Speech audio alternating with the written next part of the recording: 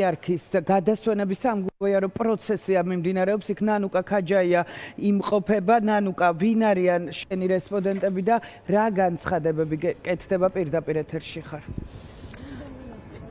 მარიამ, ჩვენ ახლა პირდაპირ ეთერში მოვისმენთ სასულიერო პირების განცხადებებს. აქ მყოფი ყველა ადამიანი იხსენებს პატრიარქს, ყველა აქ მყოფი ადამიანისთვის და არა მხოლოდ აქ მყოფი მთელი საქართველოსთვის უმძიმესი წუთები არის. მამა საბა არის ახლა ჩვენთან ერთად.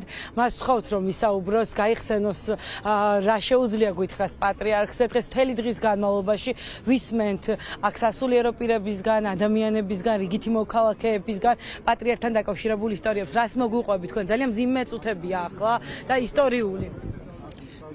ძალიან რთულია დღეს ჩემთვის პირადად ძალიან ემოციური დღე არის და ძალიან ძნელია საუბარი. მე მინდა უბრალოდ მიუსამზირო მთელ ჩვენს ქვეყანას.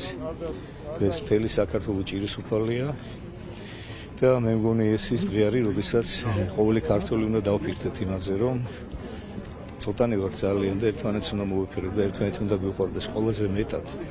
პატრიარქის ანუკვარი სურვილი რაც იყო, მე ზუსტად ვიცი, ეს არაერთხელ უთქვავს მას პირადად ჩემთანაც და საჯაროდაც არაერთხელ დაუფიქსირებია და რაღაც ახალს არაფერს ვამბობ, ეს იყო, რომ ქართველებს ჰქონოდათ ერთიანობა და ქართველებს ყვარებოდათ ერთმანეთი, ყვარებოდათ უფალი და ყვარებოდათ ერთმანეთი. და მე ვფიქრობ, რომ ჩვენ კარგი მრევლი და კარგი სულიერი შვილები მის უწმიდესობის მაშინ ვიქნებით, თუ კი მისი გარდაცვალების შემდეგ შევძლებთ, რომ ეს მისი სურვილი შევასრულოთ. გადავდოთ გვერდზე ჩვენი პირადი ამბიციები და გავიხსენოთ, რომ ყველანი ქართველები ვარ და ერთმანეთი გვიყვარდეს.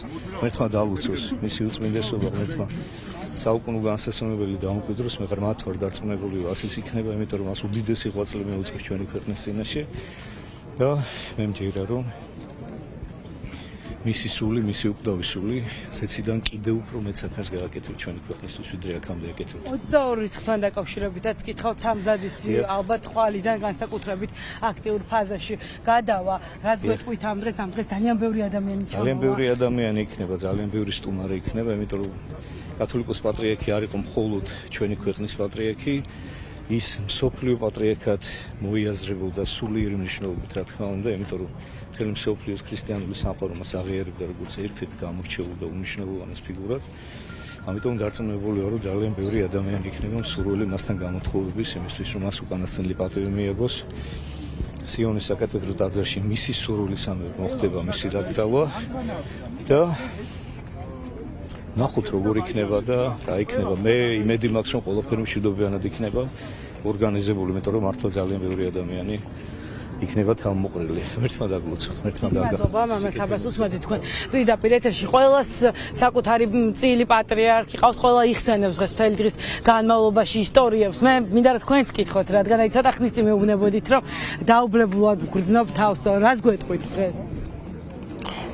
მართლა ეგრე არის, დაუბლებულები ვართ, უსამძივრეთ საქართველოს ყველა მორწმუნეს ეპოქალური მამა გარდაიცვალა, ჩვენი პატრონი, ჩვენი ხსნელი, ჩვენზე მლოცველი 20 წელი მქონდა ბედნიერება, მისი სტიქაროსანი ვიყავი და ეს იყო ალბათ ჩემთვის ყველაზე ლამაზი დღეები, ყველაზე ლამაზი ფურცელი.